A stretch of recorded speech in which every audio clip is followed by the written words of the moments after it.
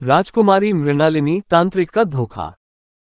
राज्य का नाम था सौर्यगढ़, पहाड़ियों से घिरा, झीलों से चमकता और मंदिरों की घंटियों से गूंजता हुआ एक वैभवशाली राज्य। उसके राजा वीरेंद्र देव न्यायप्रिय और पराक्रमी थे, पर उनके जीवन की सबसे प्यारी चीज थी उनकी बेटी राजकुमारी मृणालिनी। मृणालिनी का सौंदर्य पूरे राज्य में प्रसिद्ध था। उसकी आंखें जैसे झील की शांति और उसकी मुस्कान जैसे भोर का उजाला। वह रोज सायंकाल महादेव मंदिर जाती थी, जहां झील के पार चांद की परछाई दीपों के संग लहराती थी। मंदिर का गर्भगृह दीपों की रोशनी में स्वर्ण सा चमकता था। उसकी प्रार्थना में सच्चाई थी और मन में अटूट भक्ति।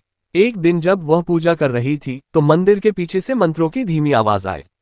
वह पलटी, वहां एक युवक बैठा था, आंखें बंद, माथे पर भभूति और चारों ओर अग्नि के दीपक।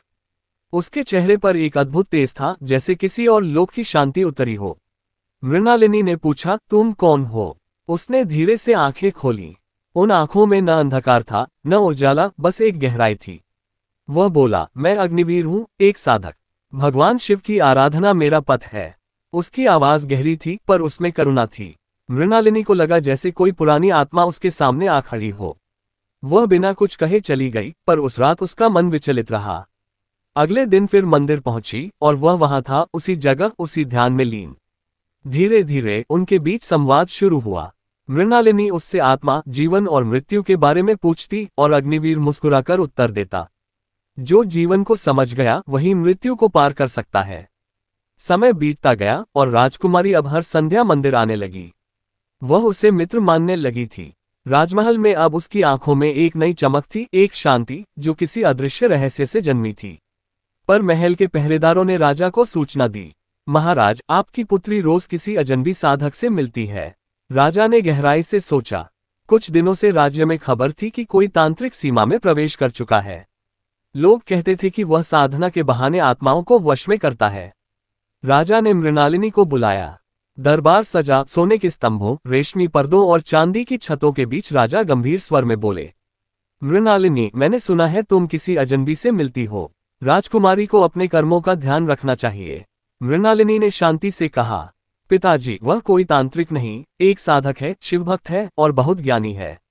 राजा ने कुछ नहीं कहा, पर उनके मन में संदेह का बीज बो दिया गया। उस रात मंदिर में हवा अजीब थी।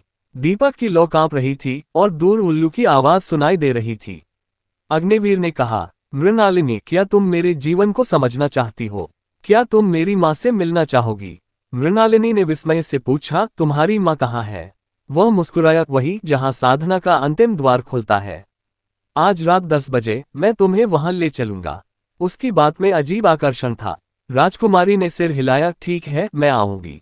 रात के 10 बजे, जब पूरा महल सो चुका था और झील के किनारे से होकर मंदिर पहुंची, वहां अग्निवीर प्रतीक्षा में था। दीपक की लौ उसकी आंखों में जल रही थी।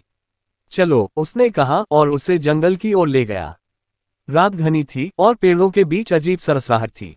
मृणालिनी के मन में थोड़ी भय की रेखा आई, पर वह रुकी नहीं। थोड़ी दूर जाकर एक गुफा आई। अंदर रुद्राक्ष, हड्डियों जैसी आकृतियां और काले धुएं की लहरें उठ रही थीं। दीवारों पर तांत्रिक चिन्ह चमक रहे थे। मृणालिनी ने डरते हुए पूछा, ये कहाँ ले आए तुम मुझे? अग्निवीर ने धीरे से सिर उठाया। अब उसका चेहरा वैसा नहीं था। उसकी आंखों में लाल लौ जल रही थी और माथे पर एक काला चिन्ह था। वह अब कोई साधक नहीं दिख रहा था, एक तांत्रिक था, भयावह और तेजस्वी। वह बोला, मृणालिनी, मैंने कहा था कि मैं तुम्हें अपनी माँ से मिलवाऊंगा। वह मृत्यु है। मृणालिनी पीछे हट गई, तुमने मुझसे झूठ कहा। वह हंसा, नहीं, मैंने केवल सच को छिपाया। मैं अग्निवीर नहीं, अघोरवीर हूं। तुम्हारा मन शुद्ध है, इसलिए तुम्हारी आत्मा मेरी साधना के लिए सर्वश्रेष्ठ है। ज्योतिष समान प्रकाश फैला, गुफा कांप उठी। मंत्र गूंजे, ओ नमः कालनाथाय नमः। भस्म के घेरे में अग्नि उठी और मृणालिनी की परछाई आग में नाचने लगी। वह चिल्लाई, शिव शंकर, मेरी रक्षा करो। उसी क्षण गुफा के द्वार पर बिजली सी चमक हुई, मानो स्वयं महादेव की शक्ति प्रकट हो उठी। दीपक की लौ भभककर ऊंची उठी और तांत्रिक के चेहरे पर पड़ी। अग्निवीर की आंखों में भय उतर आया। वह पीछे हट गया, पर मंत्र अधूरा रह गया। मृणालिनी भागी, जंगल के बीच दौड़ती हुई, आंचल उड़ता, कंगन टूटते, आंखों में आंसू। सुबह जब सूरज उगा तो राजा के सैनिकों ने उसे मंदिर के द्वार पर पाया, बेहोश पर जीवित। उसके हाथ में एक जलता हुआ रुद्राक्ष था जो खुद बुझने से इनकार कर रहा था। जब वह होश में आई तो सब कुछ चुप था। उसने कहा, पिता, वह साधक नहीं था, वह तांत्रिक था जिसने प्रेम के रूप में छल रचा। राजा ने गहरी सांस ली और उस गुफा को सील करने का आदेश दिया। पर कहते हैं, हर पूर्णिमा की रात उस गुफा से एक आवाज आती है, धीमी, फुसफुसाती हुई, मृणालिनी, मेरा अधूरा मंत्र अब भी तुम्हें पुकारता है। और आज भी सौर्यगढ़ के लोग कहते हैं, मंदिर की दीवार पर एक दीपक है जो कभी बुझता नहीं। वह वही दीपक है जो उस रात अग्निवीर के सामने झुका था। कहानी हमें सिखाती है, कभी कभी प्रेम और छल का अंतर आंखें नहीं पहचानती, क्योंकि दोनों ही भक्ति की तरह लगते हैं। फर्क बस इतना है, प्रेम आत्मा को मुक्त करता है और छल आत्मा को बांध देता है। और जहां आत्मा बंधी रहे वहां प्रेम नहीं, तंत्र जन्म लेता है।